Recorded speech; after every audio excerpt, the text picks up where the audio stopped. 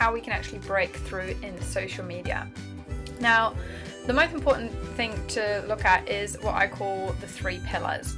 So what you want to do when you're sitting down and setting up your marketing campaign is think about your strategy, your content creation, and your engagement.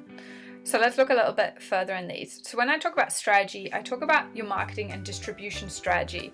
So you want to, this is where you really want to ask yourself some questions in the sense of, you know, what we kind of discussed earlier, looking at your customer and your target audience. What are they like? What kind of value can I bring to them? Where are they spending their time? How am I going to reach them? What kind of message do they want to hear from me? Where can I provide extra value? All these kind of questions you want to be asking yourself, and that's going to help form your marketing and distribution strategy.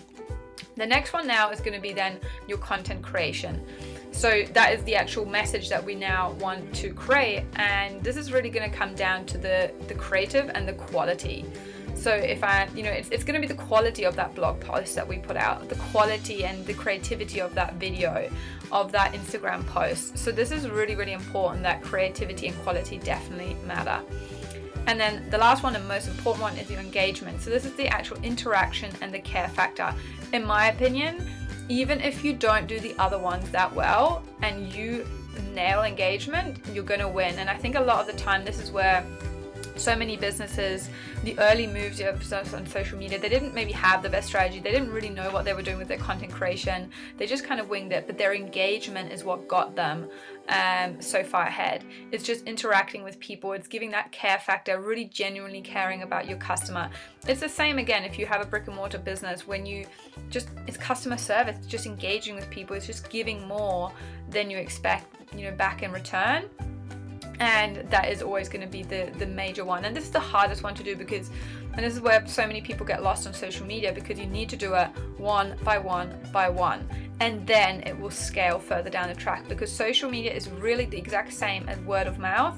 Word of mouth, you build a word of mouth business, one client, one customer at a time. And if you care and love them and give them great value, they will tell others, and that's how it grows. And it's no different on social. So let's look at a bit of an example to, you know, make this in a bit more context. So let's say we're a cafe, for example, and they've already decided they kind of want that the customers are on Instagram. They've, you know, kind of seen that trend. That's the age group that people are on as well. So what would the 3 pillars strategy look like? Here you can see my brat list that I had the other day.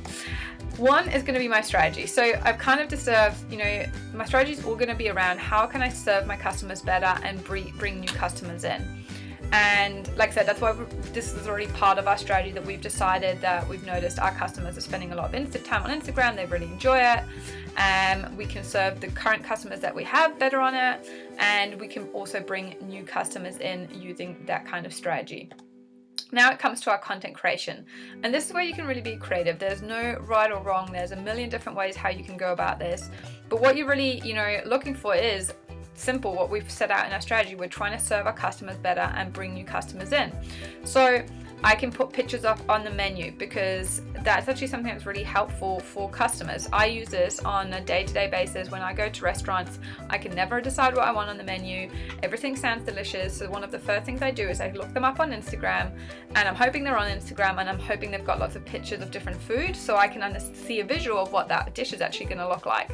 So that's a great way of, you know, putting pictures of the menu, having specials on there. Like, this is another thing, like you can even add like a, you know, like an email newsletter. Like if I got an email newsletter from my favorite restaurant every time with all the specials for the week, I'd love that, because that would be something really valuable to me. And if I know that on Tuesday it's coffee and cake day for, you know, $7, I'll come up, you know, around on Tuesday.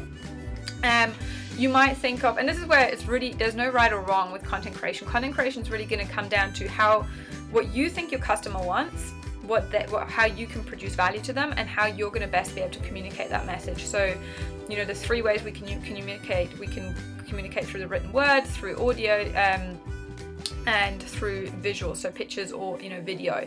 So decide on which one you think you can communicate best in, and create content in that, you know, area. And maybe have a look at what the competition is doing. Is there anything that makes you, you know, be able to stand out? For example, for cafes, if I walked into a cafe and they had a really charismatic chef that's just, you know, like just one of those, you know, personalities, and they love cooking, and the kind of customer base is around, you know, like really like they love the place for the food, I'd even suggest, I'd be like, why don't you guys try doing, you know, once a week, either a live, you know, out of the kitchen cooking class, or, you know, a cooking video in some form, because that might be something that, you know, your customers really love, and you might have the personality chef that can pull something like that off. So there's a million different variants of this, but you just want to find something that's creative, that, you know, expresses who you are and that serves your customers well. And now the last one, like I said, this one is the most important, which is just engaging. So it's genuinely caring and interacting with your customers, because you can have the best content in the world. When you first start up on social media, if you don't have a big following, nobody's really going to see that content unless you engage with others. So for starters, when you first post, like everyone that's liking your pictures or leaving a comment, respond to that comment. Respond, take the time to, you know, have something really meaningful to say, to interact, build up a relationship. Everyone that likes your pictures, click on their profile, like some of their pictures, leave a genuine comment where you think it brings value. Don't just spam everybody. Like what I always do is, when I'm looking through other people's Instagrams, I only leave a comment when I feel I've got something valuable to say, I've genuinely got something to contribute.